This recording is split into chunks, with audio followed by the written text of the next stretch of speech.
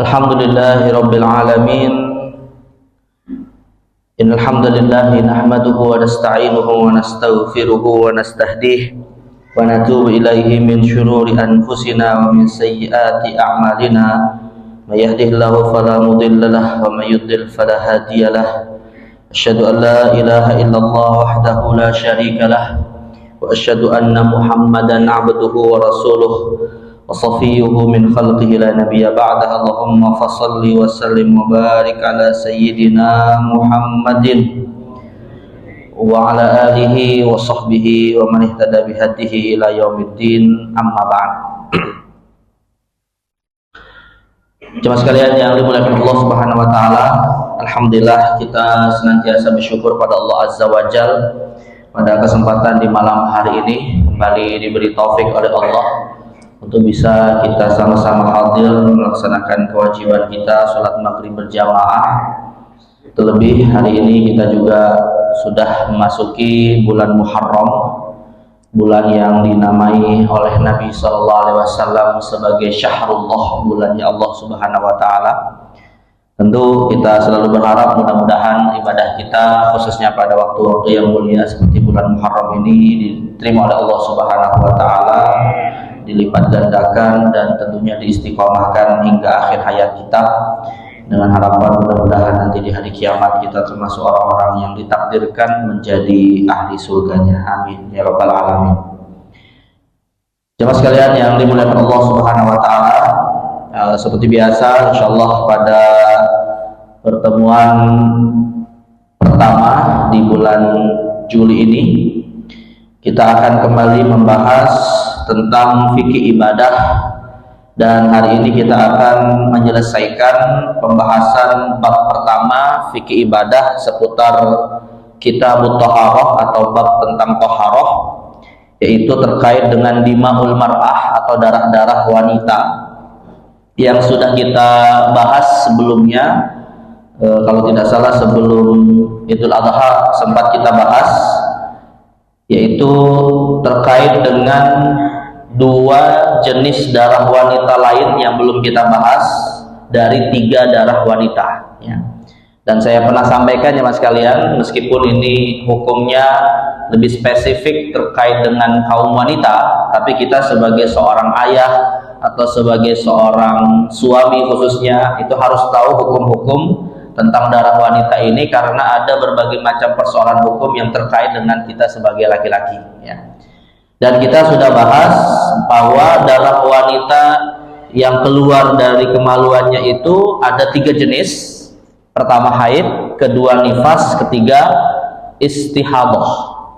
Hal yang paling mendasar Pak yang membedakan antara haid, nifas dan istihadah itu adalah hanya haid dan nifas saja yang menghalangi seorang wanita boleh tidak sholat, atau menghalangi untuk dia boleh sholat. Artinya yang membuat wanita itu haram untuk sholat hanya ketika yang keluar adalah darah haid dan nifas. Tapi kalau yang keluar adalah darah istihadah, tetap wajib sholat ya. Kalau yang keluar istihadah tetap wajib sholat. Makanya kita harus tahu nih Pak ya, kita didik keluarga wanita kita, istri kita, saudara perempuan kita, anak perempuan kita, ketika misalnya dalam kondisi keluar darah istihadah, ya mereka harus tetap wajib mendirikan ibadah sholat. Nah karena itulah penting untuk bisa mengetahui perbedaan ketiga jenis darah ini. Yang mana perbedaan berikutnya Pak yang paling mendasar juga adalah kalau haid dan nifas itu keluarnya karena suatu kondisi normal. Ya, jadi wanita yang dalam kondisi normal ya pasti keluar darah haid. Sebagaimana kalau nifas itu keluarnya juga sebenarnya kondisi normal juga Pak, yaitu ketika seorang wanita baru melahirkan.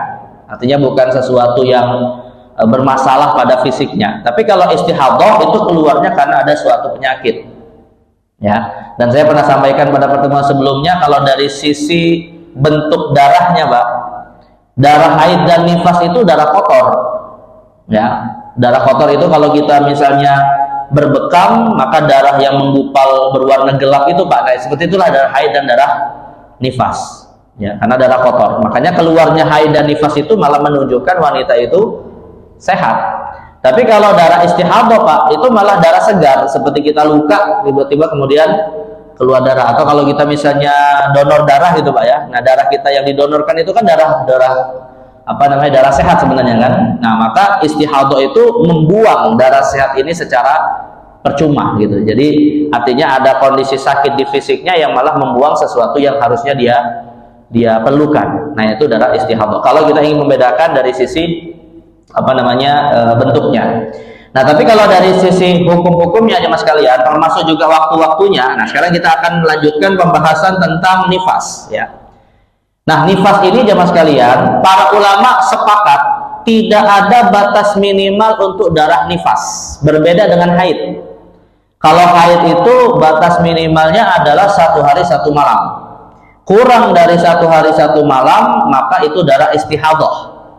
Tapi kalau nifas Pak, ya yang bersamaan dengan lahirnya seorang bayi, meskipun misalnya keluarnya cuma sekali saja bersama dengan bayi itu lahir, tiba-tiba kemudian tidak keluar lagi, maka itu sudah bisa dipastikan darah nifas, meskipun tidak sampai 1 hari 1 malam. Nah, sedangkan kalau batas maksimalnya ulama beda pendapat.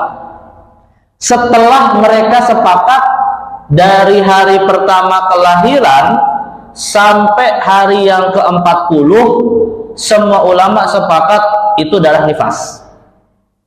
Jadi selama 40 hari ini Pak ya, para ulama semuanya sepakat wanita yang keluar darah nifas setelah melahirkan tidak wajib sholat. Tapi para ulama berbeda pendapat kalau masih keluar setelah hari yang ke-40 sampai hari yang ke-60 ya. Dan kalau misalnya setelah hari ke-60 Pak, misalnya masih keluar nih darah nifas hari ke-61 dan seterusnya. Nah kalau 61 dan seterusnya, semua ulama sepakat itu darah istihadah, maka dia wajib sholat. Berarti bisa kita simpulkan Pak, yang disepakati adalah dari hari pertama sampai 40, dan yang disepakati adalah setelah hari ke-60 dan seterusnya kalau masih keluar. Nah yang diperselisihkan antara 41 sampai 60. Hari ke-41 sampai ke-60 kalau masih keluar darah, ini darah nifas atau darah istihadah ya. Nah kalau menurut mayoritas ulama dari mazhab Hanafi, Maliki dan Hambali, mereka berpendapat darah ke-41 sampai ke-60 itu istihadah, artinya bukan nifas lagi dan sudah wajib sholat ya. Nah mereka mendasarkannya kepada hadis riwayat Abu Daud dan Tirmizi, di mana Nabi Ummu Salamah pernah berkata, kanatin nufasa tajlisu ala ahdi Rasulillah sallallahu alaihi wasallam 40 yauman. Jadi kata Sayyidah Ummu Salamah, istri Nabi SAW, wanita yang mendapati nifas di masa Rasulullah, mereka duduk selama 40 hari. Masuk duduk selama 40 hari itu Pak, mereka selama 40 hari tidak sholat. Nah, jadi maka perkataan Sayyidah Aisyah ini menjadi dalil oleh mayoritas ulama bahwa batas maksimal nifas itu tidak lebih dari 40 hari. Tapi mazhab Syafi'i Pak, di satu sisi tidak menolak hadis ini Pak.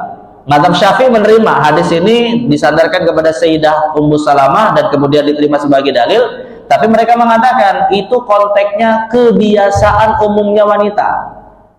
Artinya misalnya seperti ini Pak, ada wanita kalau melahirkan itu kan hamilnya biasanya berapa bulan? 9 bulan kan? Tapi kan tidak menutup kemungkinan sebelumnya sudah melahirkan atau malah lebih gitu kan. Nah maka dalam mazhab Syafi'i, pernyataan Sayyidah Ummu Salamah ini konteksnya kebiasaan, tidak menutup kemungkinan adanya bisa jadi darahnya tetap keluar setelah ke-40, dan mereka membatasi maksimalnya adalah 60 hari. Nah, jadi mazhab Syafi'i yang menyelisih mayoritas ulama membatasi sampai 60 hari. Tapi setelah lewat 60 hari semua sepakat itu darah istihadah, bukan lagi darah nifas ya. Nah ini dari sisi batas waktunya. Nah sekarang pertanyaan berikutnya Pak, apa saja larangan-larangan wanita yang dalam kondisi nifas ya selama 60 atau 40 hari? Maka jawabannya jamaah sekalian, semua ulama sepakat larangannya sama seperti ketika seorang wanita dalam kondisi haid. Dasarnya adalah kias nifas kepada haid. Karena sesungguhnya Pak, kata para ulama fikih, nifas itu sebenarnya darah haid yang tertunda. Ya, jadi selama masa kehamilannya wanita itu sebenarnya kenapa tidak keluar darah ya. Umumnya wanita kalau hamil nggak keluar darah, Pak, nggak keluar darah haid. Nah, artinya ketika nanti nifasnya kemudian keluar, itu sebenarnya adalah darah haid atau darah kotor yang tertunda selama masa kehamilan. Artinya kesimpulan hukumnya ya, apa yang berlaku bagi wanita haid juga berlaku bagi wanita yang dalam kondisi nifas. Apa saja hukum-hukumnya jemaah sekalian? Pertama ya, tidak wajib sholat, sama seperti wanita haid. Kedua, tidak boleh sujud tilawah, karena sujud tilawah itu Pak termasuk sholat. Nanti kita akan bahas pertemuan berikutnya masuk bab sholat. Jadi para ulama membagi sholat itu Pak dari sisi gerakan menjadi 3. Jadi pembagian sholat itu dari sisi gerakan dibagi 3. Pertama adalah sholat yang dimulai dari takbir sampai salam. Yang kedua, sholat yang hanya berdiri saja, salat apa? Jenazah. Dan yang ketiga, sholat yang hanya sujud saja, sujud tilawah. Nah, jadi artinya 3 sholat ini Pak ya, semuanya syaratnya sama, menutup aurat, menghadap kiblat, suci dari hadas ya, itu hukumnya sama, syaratnya sama. Makanya sujud tilawah dihukumi seperti sholat juga ya, karena wanita haid tidak boleh sholat, maka tidak boleh juga sujud tilawah. Seperti kita Pak, kalau misalnya kita dalam kondisi hadas, belum punya wudhu gitu ya, tiba-tiba dengar ayat Al-Quran wasjud waqtarib, kan disunahkan kita sujud tilawah. Kita nggak boleh sujud tilawah kalau belum berwudhu. Beda dengan sujud syukur Pak, beda dengan sujud syukur. Kalau sujud syukur ya, itu tidak disyaratkan sebagaimana sujud tilawah. Nah, misalnya bapak baru keluar dari kamar mandi, masih pakai handukan gitu ya, masih handukan Pak, tiba-tiba dengar kabar, oh anak lulus apa namanya UMPTN misalnya Pak, langsung sujud, tiba-tiba kelepas handuknya Pak. Nah, itu boleh nggak? Boleh aja Pak, kalau sujud syukur nggak ada masalah. Karena sujud syukur tidak harus menutup aurat ya, tidak harus cari kiblat gitu, tidak harus suci dari hadas. Nah, makanya kadang pemain-pemain bola itu kan selebrasinya sujud gitu, tanpa melihat mana kiblat ya, sujud aja mereka, yang nggak masalah. Nah, ini yang membedakan antara sujud syukur dengan sujud tilawah. Sebenarnya masih ada satu lagi Pak, masih ada satu lagi yang dia dihukumi sholat. Tadi kan saya sebutkan 3 ya, dari takbir sampai salam, kedua berdiri, ketiga sujud saja. Nah, yang keempat Pak ya, ibadah sholatnya itu dengan cara mengelilingi Ka'bah, tawaf ya. Jadi Rasul mengatakan at-tawafu bil baiti sholatun, sesungguhnya tawaf itu juga seperti sholat juga. Makanya kalau kita masuk Masjidil Haram, tahiyah Masjidil Haram itu dengan cara tawaf ya. Tapi kalau selain Masjidil Haram, tahiyatnya adalah dengan sholat 2 rakaat. Jadi bisa kita simpulkan sholat itu nanti dibagi menjadi 4 dari sisi gerakan. Baik, nah jadi yang kedua tidak boleh sujud tilawah. Nah yang ketiga Pak, yang tadi saya sebutkan, tidak boleh tawaf. Ya, apakah tawaf wajib seperti ifadah atau tawaf sunnah? Ya, maka tidak boleh wanita yang dalam kondisi nifas sebagaimana haid. Yang keempat, tidak boleh menyentuh mushaf. Ya, menyentuh apa namanya kitab Al-Quran. Dan definisi mushaf itu Pak, definisi mushaf itu adalah tulisan ayat-ayat Al-Quran yang ada dalam 2 sisi cover mushaf. Ya, istilah fikihnya, definisi bahasa Arabnya itu baina daffatai al-mushafi. Ya, yang berada di antara 2 cover. Nah, itu namanya disebut mushaf. Artinya Pak, kalau wanita nifas atau wanita haid yang memegang Al-Quran digital di HP-nya, nah itu tidak dilarang. Nah, yang dilarang adalah kalau berbentuk apa namanya kitab ya. Begitu juga tidak dilarang kalau misalnya itu kitab-kitab agama yang di situ ada ayat Al-Qur'annya ya. Itu tidak dilarang juga bagi wanita haid atau nifas untuk menyentuhnya. Kemudian yang dilarang juga jemaah sekalian, tilawah ayat Al-Qur'an. Nah, maka seorang wanita nifas 40 hari lamanya tidak boleh melantunkan ayat-ayat Al-Qur'an. Ya, tapi kalau ayat Al-Qur'an yang dibaca itu Pak diniatkan sebagai doa boleh. Ya, misalnya sebelum tidur punya kebiasaan baca ayat kursi, nah itu dibolehkan. Karena niatnya bukan tilawah tapi doa ya. Kemudian yang juga termasuk dilarang, yang keenam, berdiam diri di dalam masjid. Ya, i'tikaf misalnya atau berdiam. Tapi kalau hanya sekedar lewat, selama dia merasa aman, darahnya tidak akan menetesi masjid, nah itu nggak ada masalah. Yang tidak boleh kalau sampai berdiam diri. Lalu yang ketujuh Pak, ya wanita nifas juga tidak boleh puasa. Apakah puasa wajib ataupun puasa sunnah? Sama seperti wanita haid. Yang kesembilan, yang kedelapan, tidak boleh melakukan hubungan seksual. Nah, jadi bapak-bapak selama 60 hari puasa ya. Atau jadi milih 40 hari atau 60 hari, Pak? Kalau mereka selama 40 hari, kalau Madzhab Syafi'i 60 hari. Pilih yang mana nih puasanya? Nah, ini bisa jadi alasan nih para suami poligami ini. Karena ada sebagian laki-laki itu Pak beralasan untuk bisa dapat izin istrinya untuk poligami itu gara-gara haid dan nifas. Ya, kamu apa ridho ini apa suami menahan diri selama kamu haid sama nifas daripada dilampiaskan ke maksiat, gimana aja Pak? Ya mending kan poligami. Gimana Pak kira-kira? Para istri nerima nggak alasan ini Pak? Ada istri nggak? Oh nggak ada Pak. Ibu udah pulang ya. Tapi ada Pak, betul, sebagian ulama itu ada yang berpendapat kenapa Islam kemudian membolehkan para laki-laki berpoligami gitu ya. Salah satu alasannya ini istrinya dalam kondisi haid dan nifas gitu ya. Ya bahkan dalam suatu hadis kan Nabi mengatakan para wanita itu naqisatu aqlin wa din. Wanita itu kata Nabi SAW agama dan akalnya setengah. Ya, dalam hadis riwayat Imam Muslim. Yang dimaksud dengan setengah akal karena kesaksian mereka di pengadilan itu 2:1. Ya, jadi kalau ada persaksian di pengadilan itu tidak boleh sama jumlahnya antara laki-laki dan perempuan. Misalnya kesaksian biasanya rata-rata kesaksian itu 2 orang minimal Pak. Kesaksian tentang pencurian, kesaksian tentang akad utang piutang gitu ya. Kalau misalnya mendatangkan saksi biasanya 2 orang. Nah 2 orang ini 2 laki-laki atau 4 perempuan atau 1 laki-laki 2 perempuan. Nah itu yang dimaksud oleh Nabi dengan setengah akal. Nah sedangkan kalau setengah agama, Nabi mengatakan karena mereka 1 bulannya itu setengahnya tidak sholat dan tidak puasa. Ini mengisyaratkan haid itu batas maksimalnya adalah 15 hari. Nah bayangkan kalau misalnya dalam 1 tahun 15 hari haid terus gitu kan, puasanya berapa lama tuh Pak?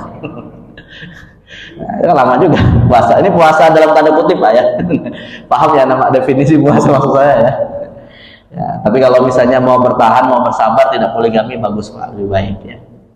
Jadi biasanya adalah beberapa alasan yang membuat seorang laki-laki itu bisa dijadikan dasar untuk dia berpoligami. Termasuk alasan yang bisa seorang wanita laki-laki berpoligami Pak apa?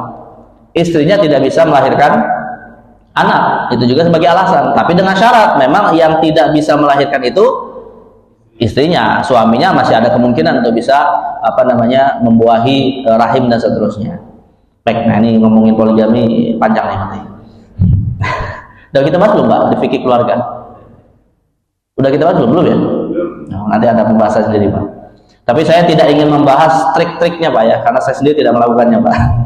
Kita bicara hukumnya aja nanti karena saya pernah ngisi kajian di suatu tempat gitu Pak, maksudnya seperti di sini gitu ya, rutin gitu bahas fikih keluarga, pas babnya itu bab poligami. Nah itu akhirnya saya bilang pada DKM-nya, ini tema kita hari ini sekarang pembahasannya poligami gitu, tentang fikih keluarga. Itu DKM-nya agak cenat-cenut itu Pak. agak khawatir ini nggak masalah nih Ustaz, jamaahnya banyak ibu-ibu juga nih. Akhirnya saya bilang, nggak usah khawatir Pak, saya tidak dalam rangka untuk menjelaskan trik-trik berpoligami. Kita sedang bicara hukum gitu ya, jadi syaratnya bagaimana, apa yang dilakukan gitu ya. Tahu sih tahu Pak, tadi sudah saya sebutin. Ini triknya tadi sudah saya sebutin gitu ya. Ya. Tapi kan tidak selalu yang kita ketahui yang harus kita amalkan gitu. Ya, lah lebih baik menjaga perasaan istri lah kalau sudah. Ya, anak saya udah 5 Pak, jadi nggak punya alasan untuk poligami. Jadi beruntunglah seorang istri yang bisa melahirkan banyak anak, ya, membuat suaminya nggak mikirin poligami Pak. Mikirin 1 istri sama 10 anak aja udah pusing Pak, apalagi kalau nambah istri gitu kan. Nah, jadi tapi kalau istrinya nggak mau punya anak Pak, ini kan sekarang lagi ada kampanye negatif Pak ya. Mudah-mudahan sih keluarga kita tidak terkena Pak. Ada kampanye free child ya. Pernah nggak Pak istilah free child? Yang di Malaysia, di negara-negara Muslim itu mulai dikampanyekan. Tapi masalahnya kebanyakan yang memang datanya dari Eropa Pak ya, datanya dari Barat. Tapi kemudian yang dikampanyekan itu malah di negeri-negeri Muslim ya. Malah negeri-negeri yang mayoritasnya non Muslim seperti Cina itu nggak ada kampanyenya. Ya, itu dikampanyekan di negeri Muslim namanya free child. Jadi dikampanyekan bahwa ya kalau nikah itu tidak mau punya anak ya, pengennya senang-senang aja sebagai suami istri gitu.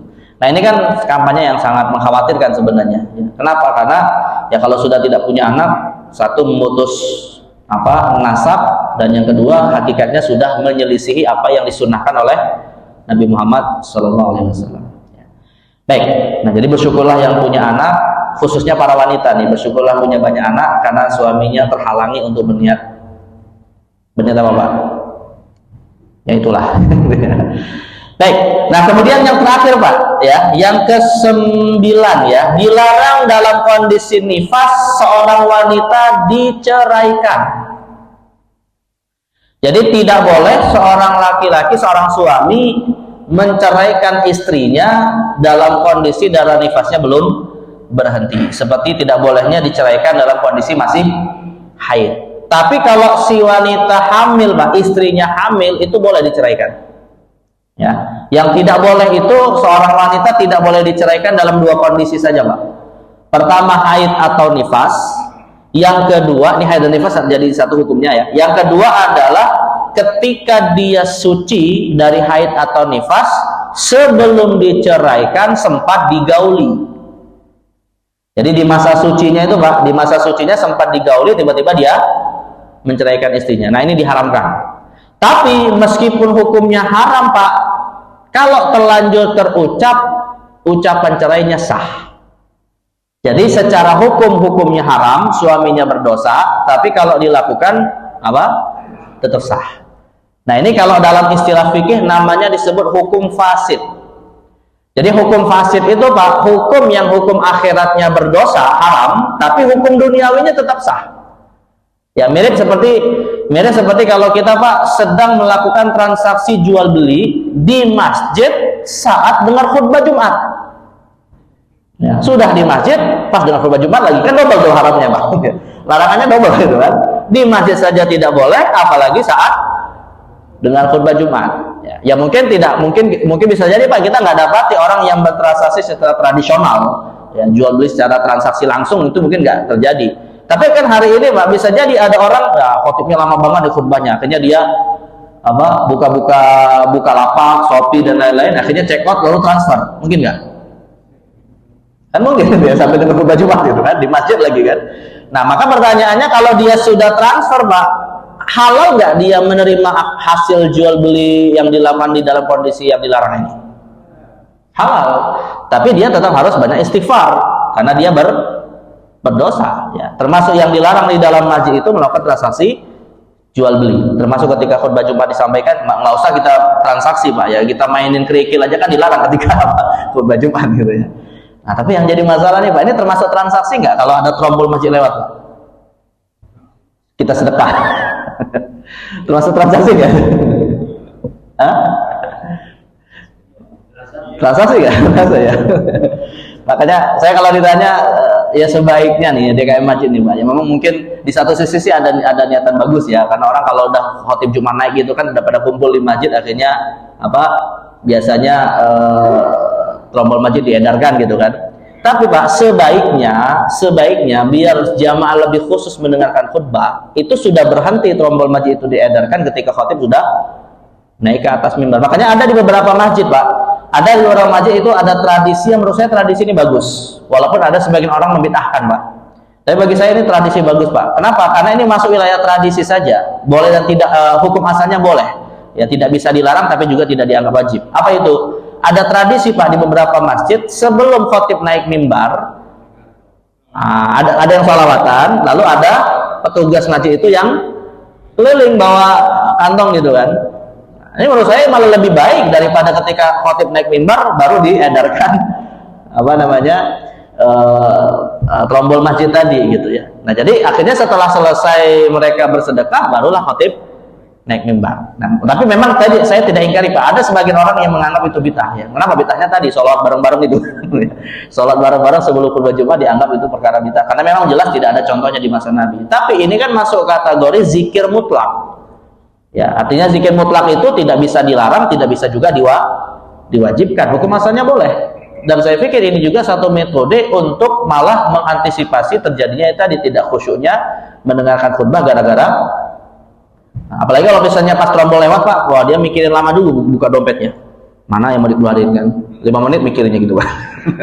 Nah, ini kan malah tidak khusyuknya lewat luar biasa. Nah ini mungkin bisa nanti didiskusikan untuk menjadi. Nggak tahu saya di sini gimana Pak tradisinya? Saya agak lupa kalau. Ya maksudnya tadi pas khotib sudah di atas mimbar. Sebelumnya? Oh malah enggak? Ya bagus. Oh langsung ya. Ya kalau misalnya enggak ya itu malah lebih bagus. Tapi intinya menjadi catatan lah bagi DKM Masjid yang ini kan juga tradisi juga di masyarakat kita di beberapa masjid seperti itu. Dulu pernah.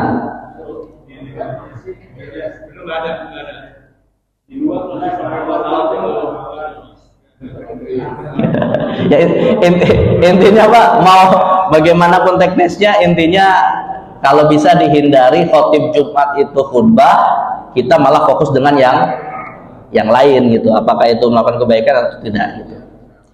Yang boleh Pak, ketika khutbah Jumat disampaikan Pak, yang boleh itu adalah orang yang baru datang ke masjid, dia sholat tahiyatul masjid. Nah, itu dibolehkan kan. Jadi, tapi semua ibadah tidak dibolehkan ketika seseorang maksudnya selain mendengarkan khutbah tidak boleh dilakukan kecuali mendengarkan khutbah saja ya. Walaupun baca Quran misalnya Pak, baik nggak baca Quran? Baik, tapi kalau pas dengar khutbah Jumat malah dilarang. Jadi artinya ibadah itu ada momen-momen juga yang harus kita lakukan ya. Seperti kita baca Quran Pak, baik, tapi kalau sambil buang hajat kan nggak boleh juga. Nah begitu juga ada dengan khutbah dan seterusnya ya. Baik, nah kemudian jadi ada 9 larangan ya jemaah sekalian untuk wanita yang dalam kondisi nifas. Nah kemudian sebagai pelengkap Pak, ada beberapa kasus yang terkait dengan nifas. Pertama adalah bagaimana kalau kelahirannya melalui proses sesar. Kalau prosesnya karena sesar Pak, apakah dihukumi tidak wajib sholat gara-gara sesar? Atau apa standarnya? Nah, maka para ulama mengatakan ya mas kalian, standarnya adalah tetap keluarnya darah dari kemaluan. Artinya Pak, kalau misalnya proses kehamilan itu lewat pembedahan dan tidak keluar darah nifas dari kemaluannya, maka wanita ini tadi tetap wajib sholat. Tapi kan dalam proses sesar itu kan bisa jadi dia dibius ya.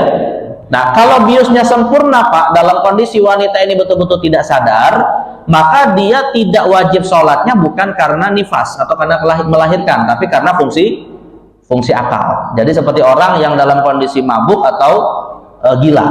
Ya, tapi memang nanti ulama kita beda pendapat Pak, apakah mabuk itu termasuk yang membuat seorang tidak wajib sholat?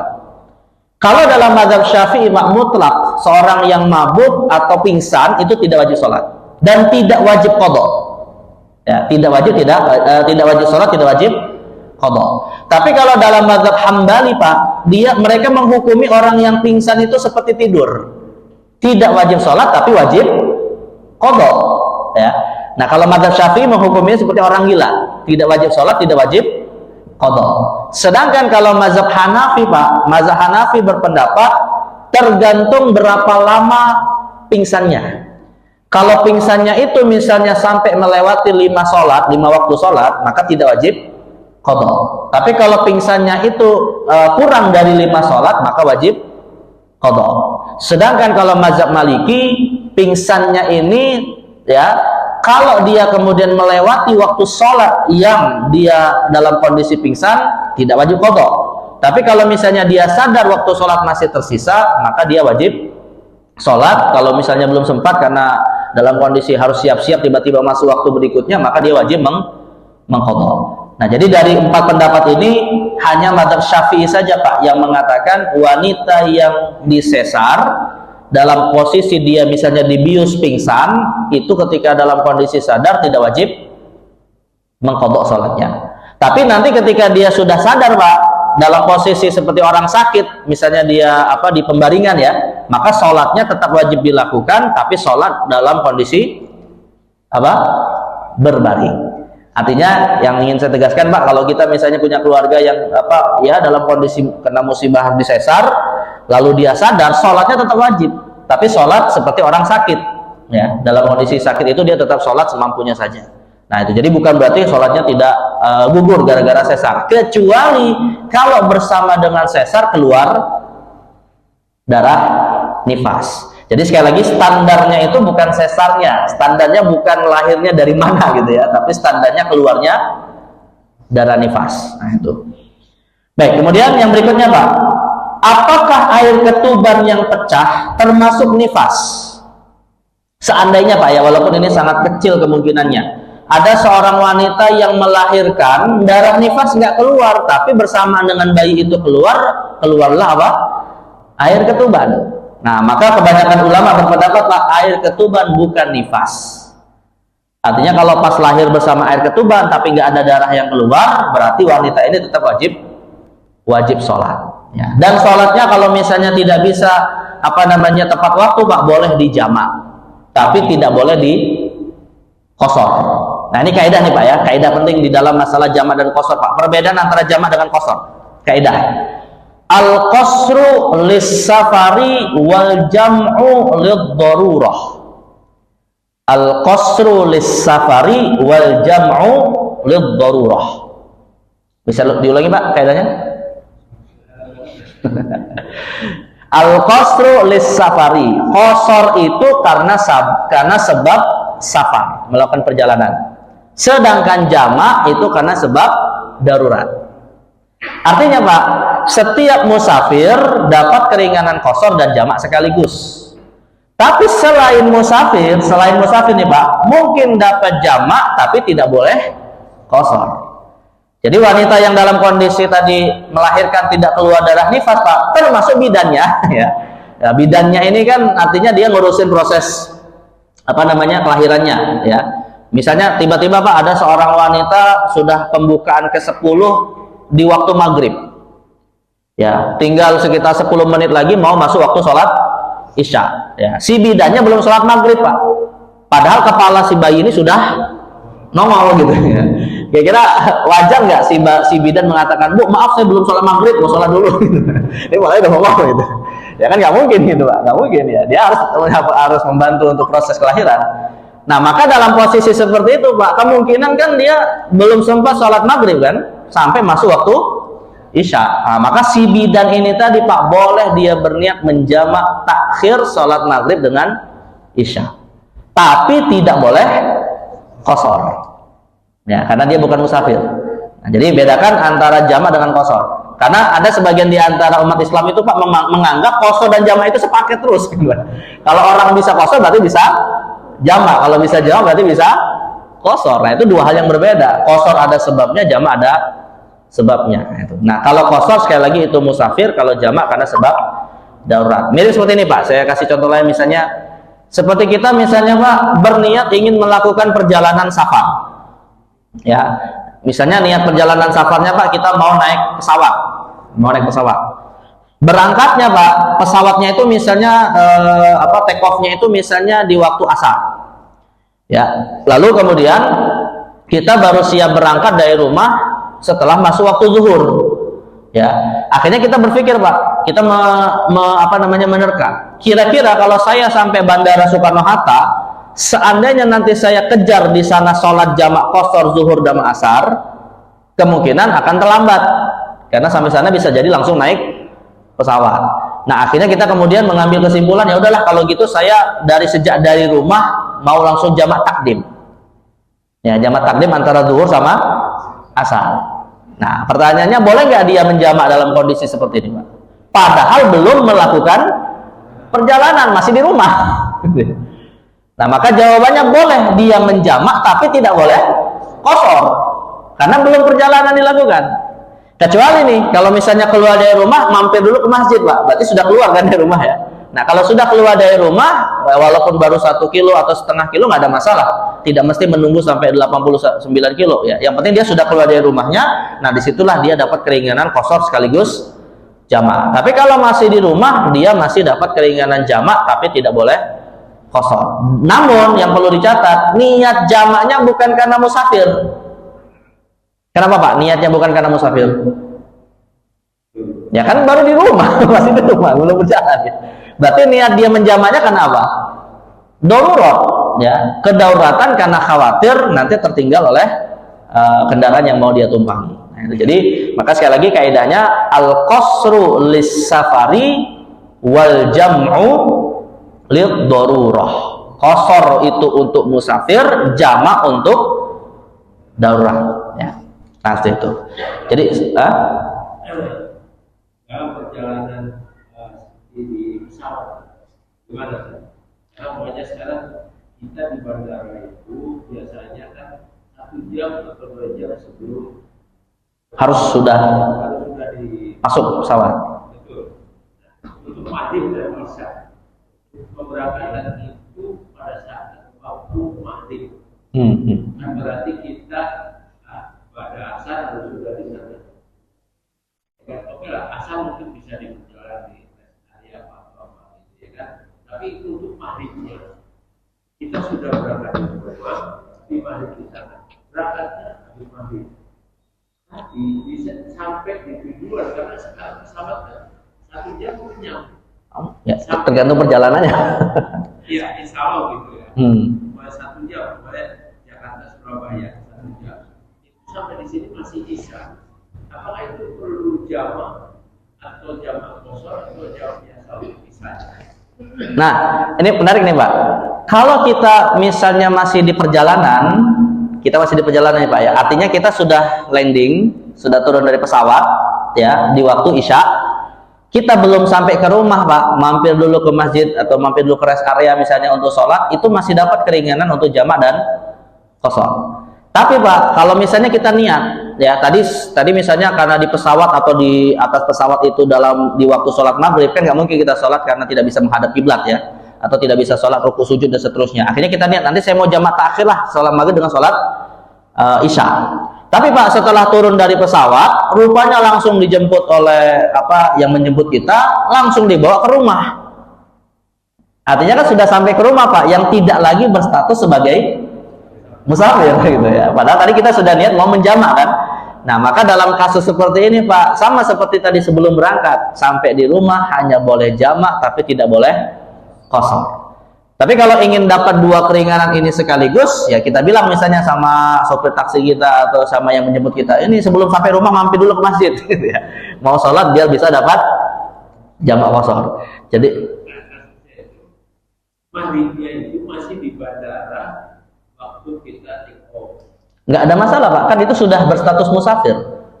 Kita sudah dapat keringanan untuk boleh jamak dan kosor. Kapan kita disebut sebagai musafir Pak? Bukan ketika di bandara atau di stasiun, setelah keluar dari rumah itu sudah dapat keringanan sebagai musafir.